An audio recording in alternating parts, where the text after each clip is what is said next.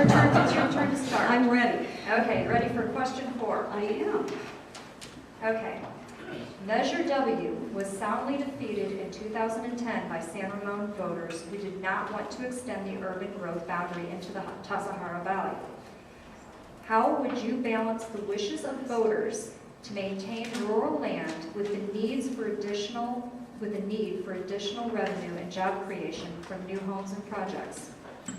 Fortunately, there is still a lot of buildable land, and I'm a firm believer that when you have a voter-imposed urban limit line, urban growth boundary, we need to honor it. And we need to help building big time. We need to make sure we're helping our builders, but on the right side of the urban limit line, of the urban growth boundary.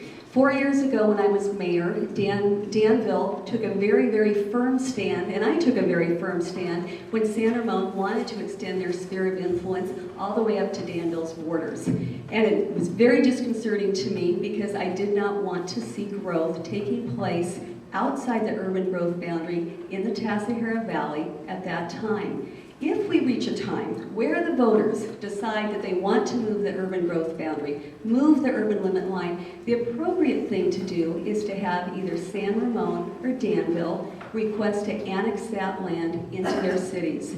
When they are the ones that are providing the services, when they are the ones that have the infrastructure that is necessary, they should be making that decision. My land use decisions as mayor of Danville are governed by 2 documents still, the Doherty Valley Settlement Agreement, the Alamo Creek Settlement Agreement.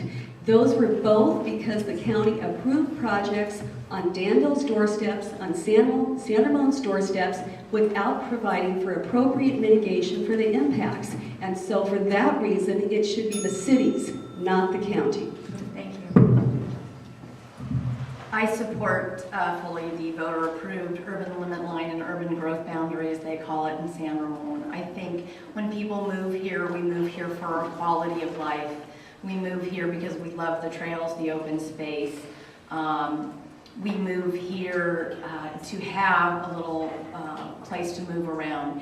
And given in particular the economic situation that we're in right now, I don't think we need a whole new supply of homes. I think when I'm walking my precincts that in some areas every 6th to 8th house is a foreclosure or appears to be empty and have a lockbox on it.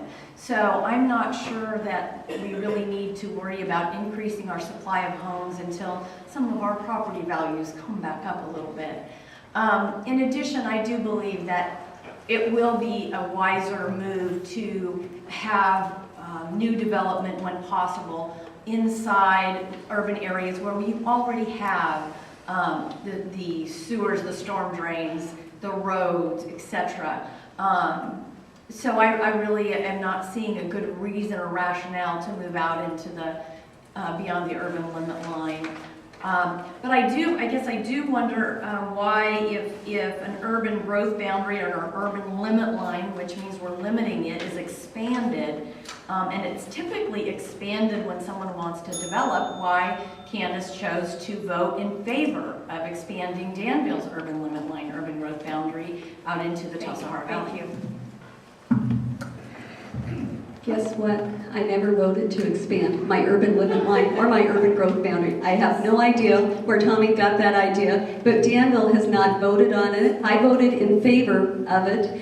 If you're talking about the sphere of influence, the reason Danville looked at expanding their sphere of influence and going through that process as part of our general plan is to stop other communities, the county, San Ramon, from building in our backyard on our doorstep. And that's the only reason. And we've made that very clear from the start that we want to continue to honor the urban limit line, but we want local control. And every city needs local control over their own planning. And that's something that is so important coming from a city perspective and then going on to the Board of Supervisors to recognize the autonomy of cities, to recognize that those people on their city councils are elected by their citizens.